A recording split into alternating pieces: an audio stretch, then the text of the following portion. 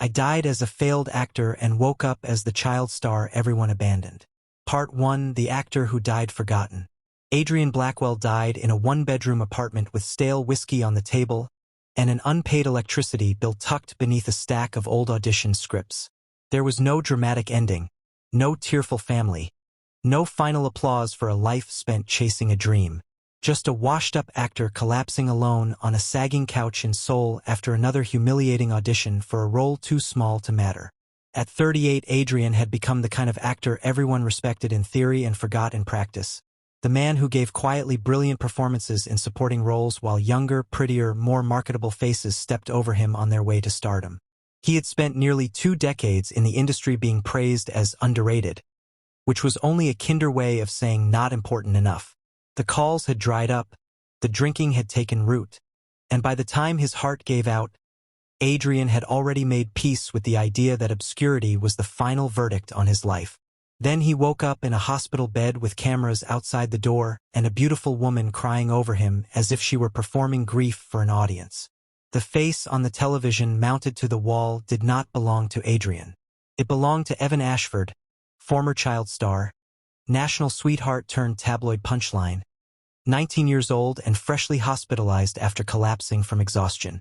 The woman clutching his hand was Serena Ashford, Evan's mother, and the man taking business calls in the corner while discussing damage control was Marcus Ashford, Evan's father. Adrian understood within minutes that whatever miracle or cosmic cruelty had dragged him back into the world had placed him inside the body of a ruined teenage celebrity whose life was every bit as broken as Adrian's had been. Serena didn't ask if he was in pain. She demanded to know whether he understood how much trouble his collapse had caused. Marcus didn't speak to him like a son.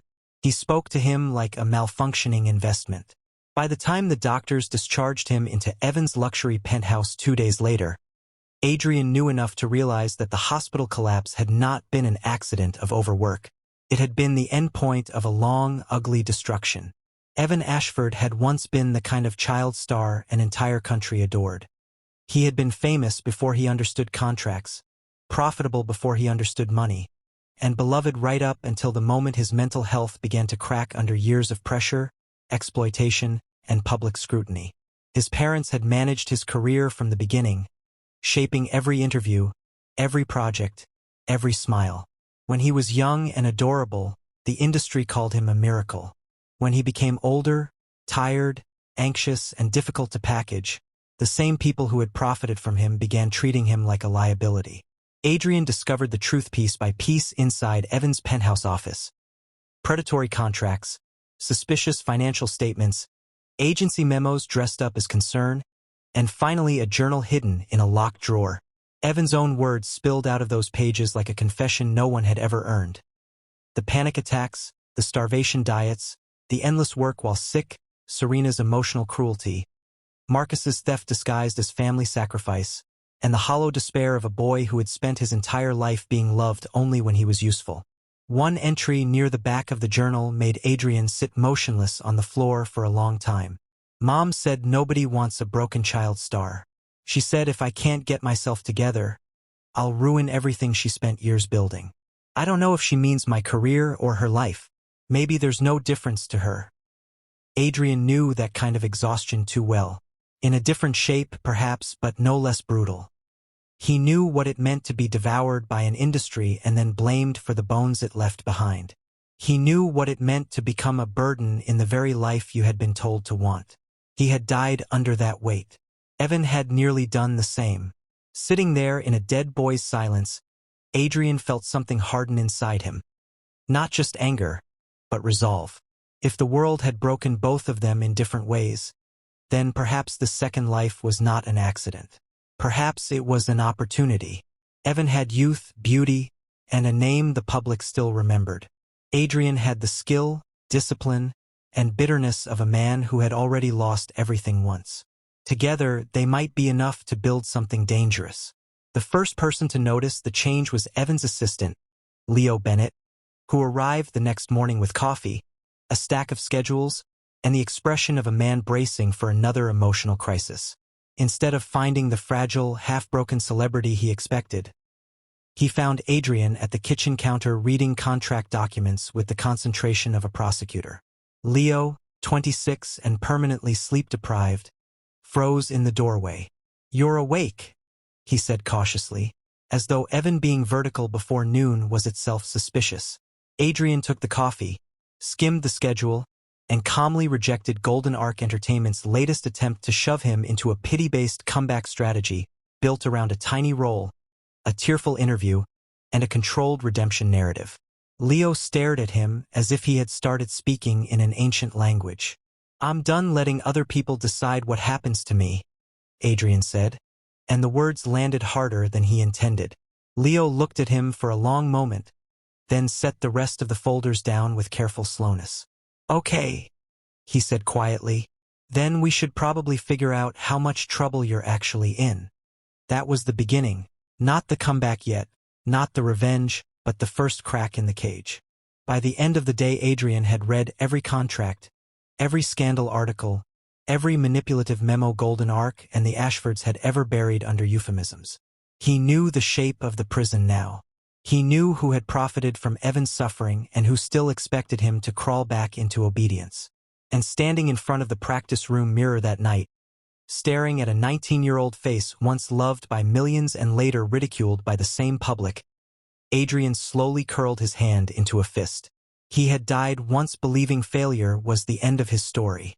This time, he intended to make the whole industry regret writing him off. Part 2: The Comeback Nobody Wanted. Adrian's first real act of rebellion was not against Serena or Marcus. It was against the version of Evan Ashford the industry had already decided to bury. Golden Arc wanted him manageable. Sad enough to be sympathetic, weak enough to control, and grateful enough to accept whatever scraps they offered. Adrian had spent too many years being underestimated to waste a second life on that kind of humiliation. So instead of filming a soft-focus rehabilitation interview or taking the insulting little role the agency pushed toward him, he went back to the one thing that had ever truly belonged to him: the work. He called Daniel Hart, an infamous acting coach whose methods had reduced famous actors to tears and transformed mediocre idols into something watchable. Daniel clearly expected Evan to arrive apologetic and fragile. What he got instead was a 19-year-old former child star looking him in the eye and saying, "I'd like to start over." Daniel, who had spent years trying and failing to force something honest out of Evan, tossed a monologue onto the floor and told him to prove it. Adrian did. He chose a scene about a son speaking at his father's funeral, not with melodramatic grief, but with the ugly exhaustion of loving someone who had never known how to love him back.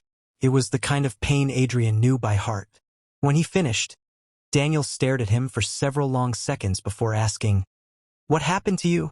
Adrian, still catching his breath, replied, "I got tired of failing." Daniel didn't press. He simply handed him another script and said, "Again, this time uglier." That was how Adrian rebuilt Evan, through ruthless coaching, old rehearsal footage, and the brutal discipline of a man who had once spent his life surviving on tiny roles and impossible odds. Evan's body was young, but it carried years of damage. Stress, exhaustion, poor health, and instincts warped by fear. Adrian had to learn how Evan's face held emotion on camera, how his voice broke under strain, how to use the natural magnetism Evan had once possessed without falling back into the shallow performance habits the industry had encouraged. Slowly, something remarkable began to emerge. Evan had always had talent. It had simply been starved, mishandled, and buried under panic. Adrian had always had technique. He had simply never been given a body or a career people wanted to look at. Together, they became something neither had been alone. A young actor with the craft of a veteran and the emotional depth of a man who had already been destroyed once. Leo watched this transformation with the fascinated terror of someone who had signed up to manage celebrity meltdowns and accidentally found himself working for a reincarnated theater demon. Adrian started waking early, doing script analysis at breakfast, rewatching Evan's old scenes and criticizing them with frightening precision. He stopped flinching at agency calls. He started saying no. And then, while combing through casting notices Leo had quietly brought him, Adrian found the role that made his pulse jump. No Avail in Silent Tide, a prestige family drama directed by Hannah Lee. The part wasn't the lead, but it was meaty, emotionally brutal, and exactly the kind of role Adrian had spent his first life begging the universe to let him play. Golden Ark refused to submit Evan for it. They considered the project too prestige-oriented for his current image and preferred to keep him in safer, lower-risk spaces where failure would be less expensive. Adrian ignored them. With Leo's increasingly panicked help, he arranged an audition behind the agency's back and walked into the casting room fully aware that half the people there expected him to embarrass himself. The first scene was a confrontation between Noah and his older brother in a hospital hallway, all shame and resentment and helpless grief. Adrian knew those emotions too intimately to fake them. He didn't play Noah as a tragic victim or a sympathetic wreck. He played him as a proud, angry young man whose heartbreak had turned him cruel because cruelty was easier than begging. When he finished, Hannah Lee looked at him and said, "Again, but this time don't protect him." Adrian understood immediately. On the second take he stripped Noah of every ounce of dignity. Let the shame show, let the anger become petty and pathetic and true. The room went silent. The callback was worse in the best way. It paired him with Julian Cross, the film's lead actor and one of the industry's brightest stars. A man with old money beauty, savage talent, and the expression of someone who would rather die than coddle a former child celebrity through a scene. Adrian liked him on sight for that reason alone.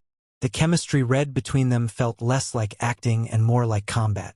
Julian gave him nothing easy, forcing Adrian to meet every emotional beat honestly or drown.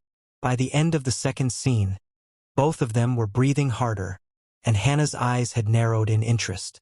3 days later, Leo answered the phone while Adrian was in the shower and nearly dropped it when production confirmed that Adrian had booked Noah Vale. For a moment, standing in the living room with water still dripping from his hair, Adrian simply stared. In his first life, he had spent years hoping a director like Hannah Lee would one day look at him and see more than utility. That chance had never come. Now, in the body of a disgraced child star everyone expected to disappear, he had finally been chosen for something worthy of his talent. The role was not a miracle. It was not a guarantee. But it was a door, and Adrian had spent too long in darkness not to recognize the light under one.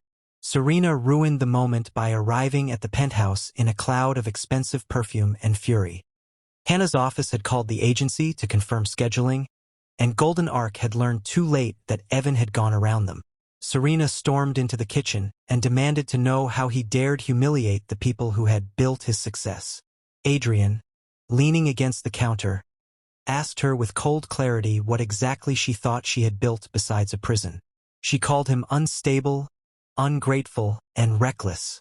She said he was one mistake away from career death and had no right to make decisions without consulting the family who had sacrificed everything for him. Adrian laughed at the word sacrifice. Serena slapped him. The sound cracked through the room. Leo froze. Serena looked shocked by her own reflex. Adrian turned his face back toward her slowly, and whatever she saw in his eyes made her step back. He had spent too many years being humiliated by powerful people to mistake violence for authority. "Get out," he said. Serena stared at him. He repeated it, colder this time. When she hissed that the apartment existed because of her, Adrian answered with the truth she had spent years avoiding. "No, it exists because of a child you sold to the highest bidder." Marcus's voice barked through the phone she was holding, but Adrian never looked away from her. "If you ever hit me again," he said, "I will make sure every reporter in this country hears about it before sunset." She left in stunned silence. The moment the door shut, Adrian touched his cheek once and turned to Leo. "I need a lawyer," he said. Leo, who had just witnessed the collapse of the old power structure in real time, stared for a heartbeat and then broke into a slow, disbelieving grin. "Oh," he said. "Oh, we're doing that." Adrian looked toward the glittering city beyond the penthouse windows, the role in silent tide waiting ahead of him like a dare, and felt the battle lines sharpen. He had a comeback project. He had proof his family would escalate. He had an industry ready to watch him fail. For the first time since waking in Evan's body, he felt something dangerously close to anticipation. He was done apologizing for surviving. Now it was time to start taking things back. Part 3: The Boy They Tried to Bury. Claire Holloway was the kind of lawyer who made rich men sweat before she had even finished saying hello. She arrived in a navy suit, read Evan's contracts in complete silence, and then informed Adrian that what had been done to him was not merely exploitative. It was predatory on a scale that would make a courtroom salivate. Golden Ark had inserted invasive morality clauses and financial controls into Evan's contracts that would have been alarming even for a minor under active management. Worse, Serena and Marcus still had access to accounts and earnings they should have lost control over the moment Evan became an adult. There were family management expenses, vague consultant fees, and account transfers so suspicious Claire looked almost personally offended by them. "I need you to understand," she said, tapping a page with one manicured nail, "that this is one of the most abusive entertainment contracts I've seen in years." Adrian asked the only question that mattered. "Can we prove it?" Claire's smile was sharp enough to cut paper. "Give me a week." While Claire went hunting through bank records and shell companies, Adrian stepped onto the set of Silent Tide and discovered that booking the role had been the easy part. Keeping it would be war. The set was not glamorous in the way the public imagined. It was cold coffee, overworked crew members, brutal schedules, and the quiet intensity of people who actually cared about making something good. Adrian loved it immediately. He also recognized the skepticism around him. No one was openly rude, but everyone knew Evan Ashford's face. To some he was still the collapsed child star with a scandal history, not a serious actor worthy of Hannah Lee's film. Julian Cross, who had approved the chemistry read, didn't coddle him either. Their first proper conversation on set consisted of Julian observing that Adrian was early, Adrian replying that so was he, and the two of them silently agreeing that respect would have to be earned in blood. The first week of filming nearly destroyed Adrian physically. Evan's body was 19, but it had been abused for years by starvation, stress, medication, and overwork. Long shoot days left his muscles shaking. Cold outdoor scenes settled into his bones like punishment. More than once Leo had to drag food into his hands because Adrian, driven by adrenaline and old habits, would have worked straight through exhaustion if left alone. Daniel Hart, informed of this, told him to stop trying to act like a martyr in a body built by publicists and malnutrition. Adrian ignored the insult and obeyed the warning. He had not fought this hard for a second life just to collapse halfway through it. What changed everything was the work itself. The first major scene Adrian filmed was Noah outside a hospital room, trying and failing to ask his estranged brother for help. It was a quiet scene, all shame and stubbornness and the terror of needing someone who had every reason to walk away. Adrian understood that humiliation so intimately it felt less like acting than confession. He let Noah's pride look ugly. He let the pauses hurt. He let the desperation show through the cracks instead of burying it under pretty suffering. Hannah watched playback, then told him, again, less dignity. Adrian gave her a second take so raw that by the time she called cut, the room had gone still. "Print that," she said. From that point on, the set's attitude shifted. Crew members stopped looking at him like a liability. Hannah gave him harder notes. Julian started rehearsing scenes with him between takes rather than keeping a careful distance. A makeup artist who had worked with Evan years ago slipped him a hand warmer during a freezing night shoot and quietly said, "It's good to see you fighting again." Adrian wasn't sure whether she meant Evan, himself, or some blurred combination of both, but the words lodged beneath his ribs anyway. Then Serena retaliated. The article appeared on a Friday night under the headline "Former Child Star Evan Ashford's Comeback Plagued by On-Set Instability," and its contents were precisely the kind of lie designed to do maximum damage while remaining legally slippery. It implied Adrian was arriving late, behaving erratically, struggling with emotional control, and possibly relapsing into substance abuse. There were no direct accusations, only anonymous concerns from supposed insiders. Adrian recognized Serena's style immediately. The story spread fast, dragging Evan's old public breakdowns back into circulation and inviting the internet to laugh all over again. Leo found Adrian in the kitchen at dawn reading the article with a face that suggested murder was back on the table. "No," Leo said, confiscating the tablet. We are not spiraling before breakfast. That was when Mina Torres entered the war. Mina was a publicist with blood-red lipstick, terrifying instincts, and the ability to turn media crises into career strategy before most people had finished panicking. She took one look at the article, called it amateur slander, and spent the next 3 hours collecting transportation logs, call sheets, and witness statements proving Adrian had done nothing the article implied. Claire sent a legal threat so elegant it could have been framed, and Hannah Lee publicly praised Adrian's professionalism before the rumor could fully harden into narrative. But the real damage Serena had done turned out to be to herself. By dragging Evan's old image back into public conversation, she also dragged old footage, old interviews, and old rumors into the light. People started looking closer. They noticed the trembling teenager in old press clips. They noticed how often Serena answered questions for him, how tightly she held his arm, how exhausted he looked even as a minor. Former child actors and crew members began quietly speaking about industry exploitation.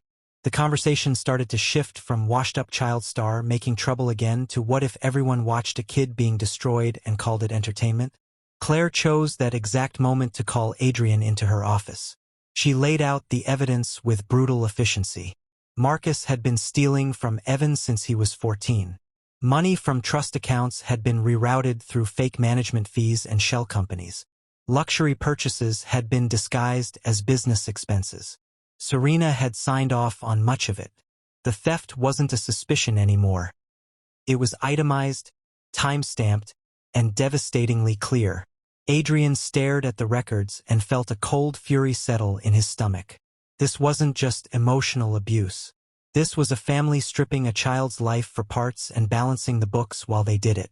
Claire told him she could get him out of the agency contract and sue both Golden Ark and his parents, but if they went forward, everything would become public. Good, Adrian said. The lawsuit detonated like a bomb. Entertainment news exploded. Marcus called the accusations financial misunderstandings.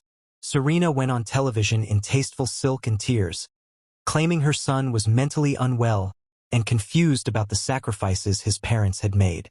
Golden Ark issued a cowardly statement promising cooperation while denying knowledge of wrongdoing. Commentators debated whether Evan was brave or vindictive, traumatized or manipulative, victim or opportunist. Adrian had expected the ugliness. What he hadn't expected was how exhausting revenge would be once it became real. There were depositions, strategy meetings, legal briefings, and a constant flood of reporters trying to turn his life into consumable tragedy. Every filing dragged more of Evan's adolescence into daylight. Every interview request was another invitation to package his suffering into a neat, marketable narrative. The thing that kept Adrian from breaking was not anger. It was the people who quietly refused to let him carry all of it alone. Leo started bringing him real meals and taking away his phone when the comments got vicious. Mina bullied him into sleeping and drinking water with the severity of a glamorous drill sergeant. Daniel kept forcing him to focus on the craft instead of drowning in personal pain. Even Julian, who remained allergic to overt tenderness, began staying after rap to rehearse scenes with him because he respected Adrian too much to offer pity instead of professionalism. One night Adrian came home after an ugly legal prep session and found Leo making soup in the penthouse kitchen, while Mina edited a press statement on the counter, and Claire shouted at a forensic accountant over speakerphone. No one had asked permission to be there. No one wanted anything from him. They had simply shown up because they knew he was tired. Adrian stood in the doorway and stared at them. "Why are you all in my apartment?" he asked. Leo didn't look up from the stove. "Because you look one missed meal away from becoming a Victorian ghost." Mina continued typing. "And because if you collapse before the hearing, I'll personally drag you back to life just to kill you myself." Claire's dry voice crackled from the speaker. "Eat the soup. It's probably terrible, but it is legally in your best interests." Adrian laughed before he could stop himself. The sound startled the room into silence. Leo turned, looked at him, and smiled with something soft and unguarded. Adrian had spent 2 lives being useful to people, profitable to them, convenient to them. He had almost no experience being cared for without a transaction attached. The realization hit him so hard he had to turn away under the excuse of washing his hands. The next morning he returned to set for Noah Vale's biggest scene, the rain-soaked emotional climax where years of grief and resentment finally exploded. Hannah told him she wanted the scene ugly, not pretty. Julian gave him everything he had. And Adrian, standing under artificial rain with cold soaking through his clothes, stopped trying to protect himself. He poured Adrian's obscurity, Evan's exploitation, Serena's cruelty, Marcus's theft, and every humiliation of being loved only when useful into Noah's breaking point. When Noah finally screamed, it ripped through the set like something alive. When Hannah called cut, no one moved. Julian stared at him with rain running down his face and said quietly, "Well, that explains a few things." Adrian almost laughed. Instead he stood there shaking under the rain rigs, chest heaving, and realized something had shifted. The industry had tried to bury Evan Ashford. Adrian Blackwell had already died once. But Noah Vale, the role everyone thought was beyond a disgraced child star, had just become proof that neither of them were finished. And Silent Tide had not even been released yet. Part 4, The Comeback That Changed Everything. The trailer for Silent Tide dropped on a Tuesday morning and detonated across the internet before lunch.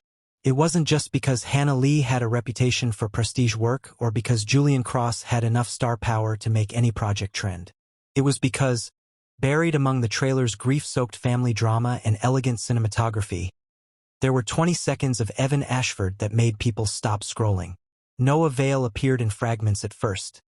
A trembling inhale outside a hospital room, a vicious half-laugh during an argument, a rain-drenched scream sharp enough to cut through the orchestral score. It was not the polished, emotionally safe performance people expected from a former child celebrity trying to rehabilitate his image. It was ugly, intimate, and frighteningly alive. Within hours, the clips were everywhere. Reaction posts multiplied. Entertainment commentators who had spent years writing Evan off as damaged tabloid fodder were suddenly using words like surprising, haunting, and career redefining. Adrian sat in the penthouse kitchen watching the numbers climb, while Leo paced with the manic energy of a man trying not to explode. By evening, Golden Ark was attempting to crawl back into his life with carefully worded statements about always supporting Evan's growth as an artist. Adrian laughed so hard he nearly choked on his coffee. The agency that had tried to keep him out of prestige projects entirely now wanted to drape itself over his comeback like a proud parent. Claire's legal team responded by reminding them they were currently being sued for exploitation and financial misconduct, which sobered the company's tone considerably. When Silent Tide premiered, the public response was immediate and overwhelming. Critics praised Hannah's direction and Julian's performance, but nearly every review stopped to talk about Noah Vale. Adrian's scenes were not numerous enough to dominate the film, yet they lingered with a force impossible to ignore. One critic called Noah the emotional wound at the center of the film. Another wrote that Evan Ashford delivered the kind of performance that made viewers reconsider everything they thought they knew about him. For the first time in either of his lives, Adrian watched people discuss his work with awe instead of surprise, with respect instead of polite pity. The old bitterness in him didn't vanish. Some wounds were too old for that, but it loosened enough to let something else in. Vindication, perhaps. Or relief. The industry reacted just as quickly. Scripts began arriving at the penthouse in stacks. Directors who had once considered Evan too unstable to ensure were suddenly interested in meeting to discuss future possibilities. Luxury brands floated endorsement offers. Variety shows that had spent years mocking his collapse now wanted emotional sit-down interviews about resilience and healing. Adrian rejected most of them. He had not clawed his way back from the grave to turn his trauma into primetime inspiration porn. Mina, delighted by his ruthlessness, handled the refusals with lethal grace and focused instead on building something sustainable. A comeback is not just one role, she told him over lunch while editing a schedule. It's the story people tell themselves about why they should keep betting on you. We are going to make sure your next chapter is too expensive for them to ignore. While the public rediscovered Evan Ashford, the lawsuit kept moving. and with every week the Ashfords' position worsened. Claire's forensic team found more missing money, more falsified expenses, more evidence that Marcus had treated Evan's earnings like a private reservoir. Serena, sensing the tide turning against her, tried to recast herself as a tragic mother overwhelmed by a troubled son. She leaked old medical concerns, implied Adrian's memory around the contracts was unreliable after his collapse, and even hinted that he was being manipulated by outside influences with bad intentions. Adrian read the statements in cold silence and felt nothing except disgust. The woman had spent years reducing Evan's pain to inconvenience and his talent to revenue. Now she wanted the world to believe she had only ever been trying to save him. The confrontation came sooner than expected. Adrian had just finished a late-night ADR session when he found Serena waiting outside the studio parking garage in a dark sedan, dressed in black cashmere as if she were attending a funeral. For a brief second, under the sodium lights and the city's sleepless glow, she looked older than he had ever seen her. Not softer, not regretful, just frayed around the edges by the realization that control was slipping through her fingers. She asked him to get in the car. Against Leo's horrified protests, Adrian did. For several minutes Serena said nothing. Then she asked him, in a voice stripped of its usual polish, why he was doing this. Adrian looked at her and almost laughed. Why was he doing this? Because Evan had nearly died trying to survive her. Because Marcus had stolen years of work and called it management. Because Adrian Blackwell had died believing talent alone could save a man in an industry built on exploitation. And he refused to watch another life be wasted the same way. Serena, however, did not ask those questions because she wanted the truth. She asked because in her mind she had still never done anything unforgivable. Everything had been for Evan's career, for his future, for the family. She spoke of sacrifice, pressure, impossible circumstances. She said she had only wanted to protect him from the cruelty of the industry, as if she herself had not been one of the cruelest things it ever gave him. "You don't get to talk about protection," Adrian said at last, his voice quiet enough to make her flinch harder than shouting would have. "Not after what you did to him." Serena went still. The word "him" had slipped out before Adrian could stop it, and for one heartbeat something like fear crossed her face. But she recovered quickly, reaching for the familiar weapon of maternal injury. She said he was cruel. She said she had loved him in the only way she knew how. She said he would understand when he was older. Adrian opened the car door. "When I was younger," he said, looking back at her, "I used to think talent was enough to survive people like you. I know better now." He stepped out before she could answer. The settlement hearing was a bloodbath. Claire tore through the financial evidence with surgical precision. Marcus's fake expenses, Serena's signatures, Golden Ark's complicity. It all came apart under scrutiny. The Ashfords, who had spent years believing Evan would remain too frightened and dependent to ever fight back, looked stunned by the sheer force of the case against them. In the end, the settlement did not erase what they had done, but it did something nearly as satisfying. It publicly acknowledged it. Evan regained control over his finances, severed the remaining contractual chains Golden Ark had around him, and secured a payout large enough to fund the rest of his career without ever begging those people for work again. Marcus's reputation in the industry collapsed. Serena's carefully cultivated image as a devoted stage mother curdled into something far uglier. Golden Ark, eager to save itself, quietly distanced the company from the family it had once enabled. The legal victory should have felt triumphant. Instead, when it was over, Adrian mostly felt tired. Not empty, never that, but worn in the way only surviving can make a person. Revenge, he discovered, did not heal old wounds. It simply removed the hand still pressing on them. The relief came later, in smaller moments. Signing his own paperwork without fear, opening a bank account no one else could touch, watching Leo cry over spreadsheets because the money was finally his. It came in the silence of the penthouse, now no longer a cage but a home slowly being reclaimed.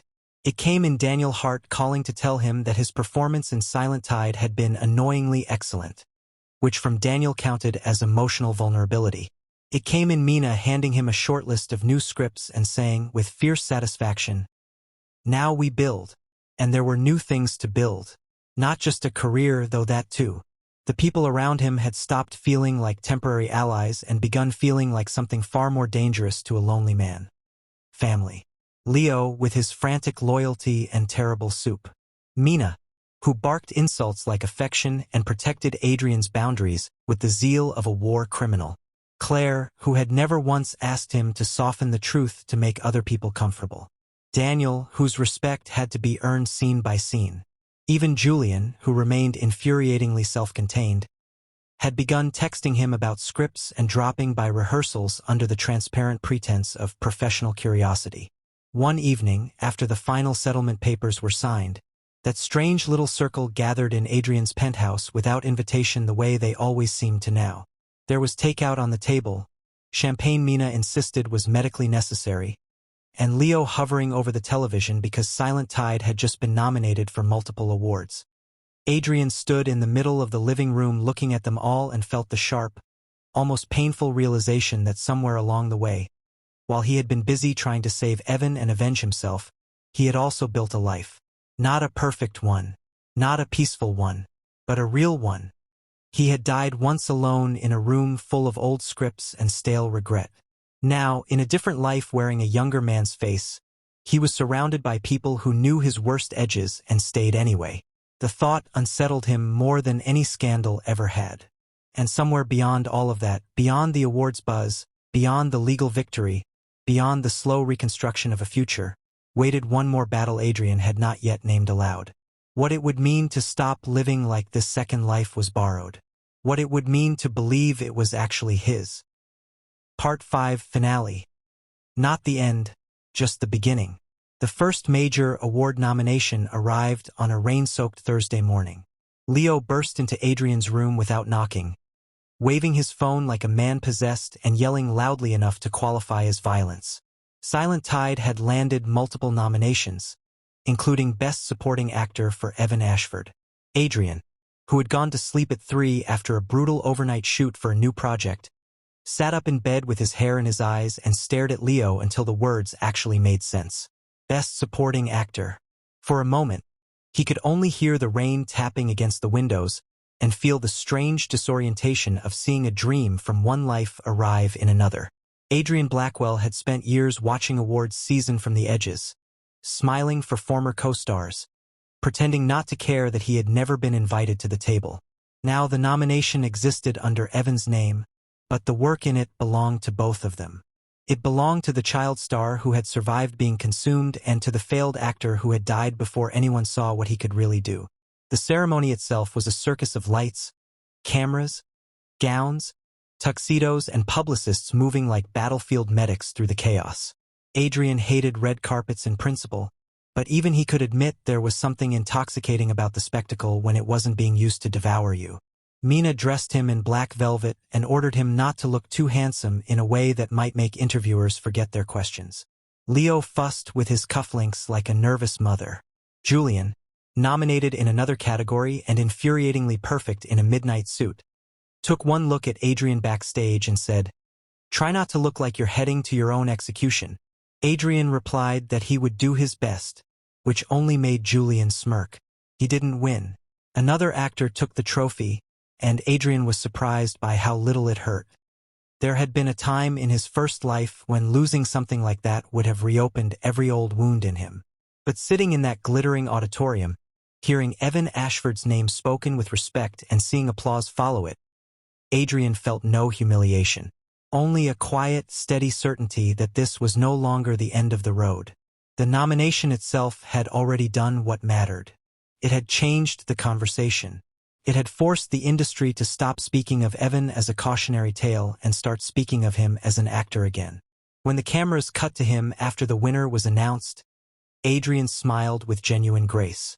Later that night, the clip would go viral under captions praising his composure, his maturity, his glow-up, his redemption.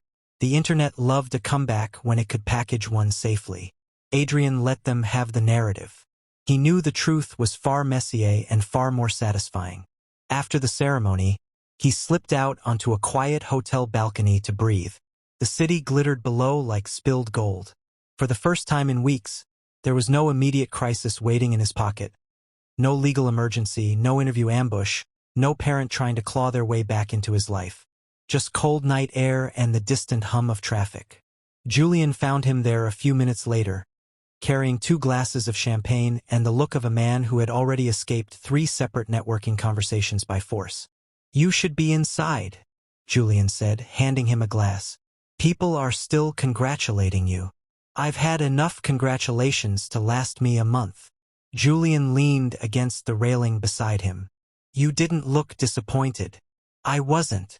Julian studied him for a beat. "That's either maturity or exhaustion." "Probably both." A quiet laugh slipped out of Julian before he turned serious again. "For what it's worth," he said, looking out over the city instead of at Adrian, "you were the performance people will remember." The words landed harder than any trophy could have. Julian wasn't generous with praise, which meant the rare times he offered it, he meant every syllable. Adrian took a slow sip of champagne and let the compliment settle somewhere deep and warm inside his chest. There was no need to say thank you in a dramatic way. The silence between them was enough. The months that followed were the first Adrian had lived in either life that felt less like survival and more like construction. He chose his next project carefully. A drama series built around a former athlete trying to rebuild his life after public disgrace. A role with enough emotional complexity to keep him hungry. He signed with a new management team on terms Claire had sharpened into steel. He moved out of the penthouse and into a quieter apartment chosen not for status but because it actually felt like somewhere a human being could rest. Leo came with him, of course, because by then the idea of separating them felt absurd. Mina continued terrorizing the press on his behalf. Daniel remained impossible and therefore indispensable.